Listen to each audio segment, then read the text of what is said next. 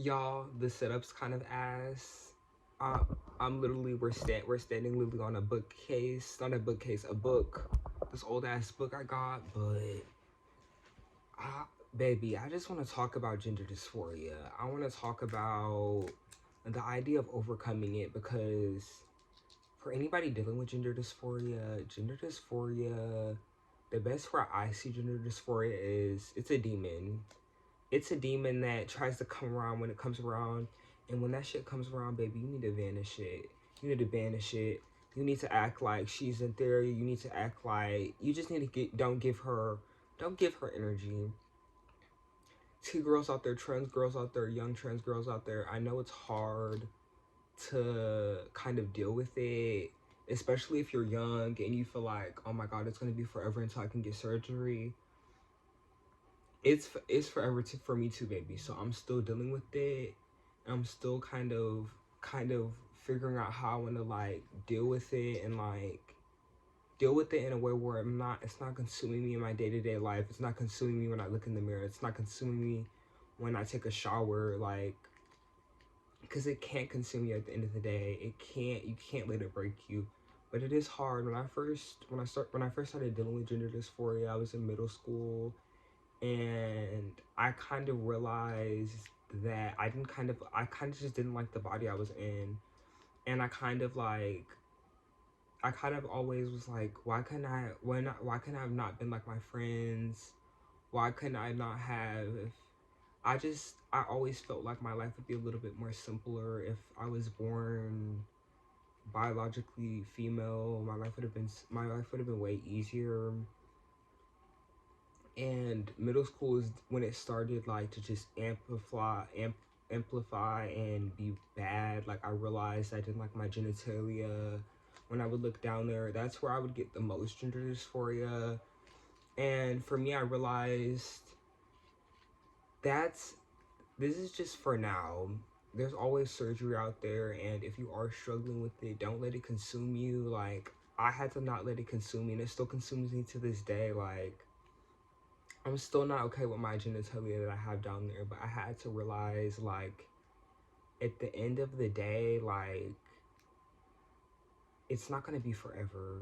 And I see this body that I'm living in as kind of my canvas, my very own canvas that I can customize and do whatever I want to as far as customization. And like I can get plastic surgery, I can get tattoos, I can get piercings, I can do all sorts of stuff. I can change my hair.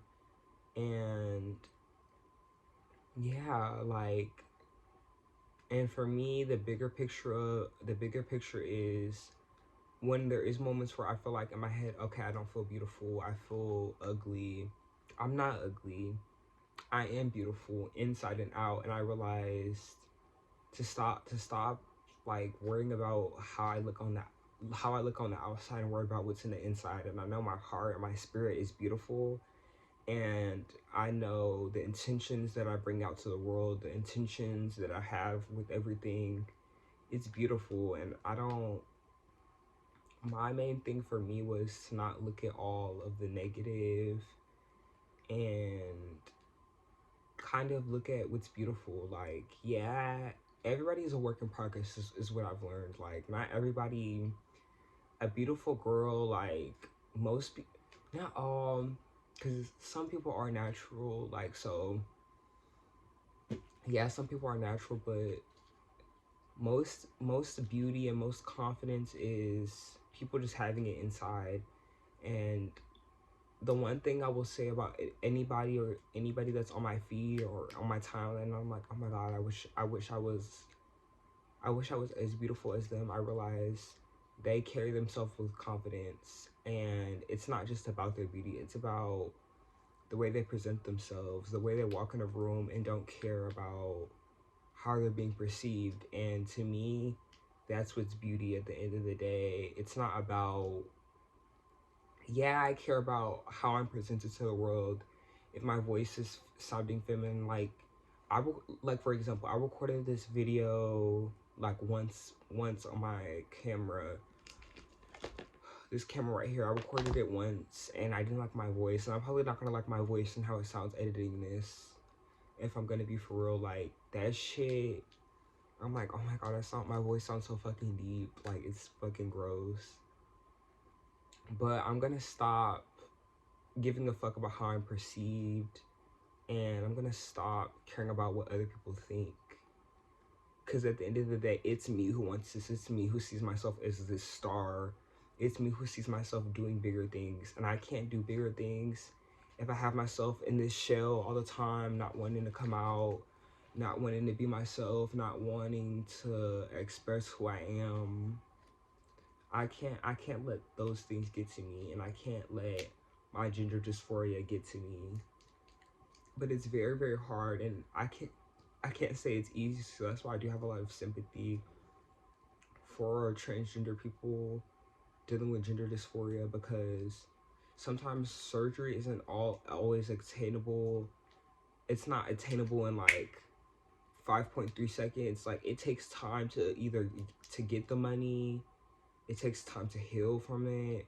It's a process, and that's a process for me. I'm ready for in the future, and I'm ready, but I'm being patient with myself at the end of the day, because the woman I look up to, the trans woman I look up to, and I see myself thriving to be up to that level, they've went through similar things as me, and they will say the same thing. It's not just a one. It's just not something you just do when you wake up. It takes time to maintain that beauty as far as walking in the room with poise and not being shy and not being nervous and feeling anxiety walking into a room. That's beauty to me.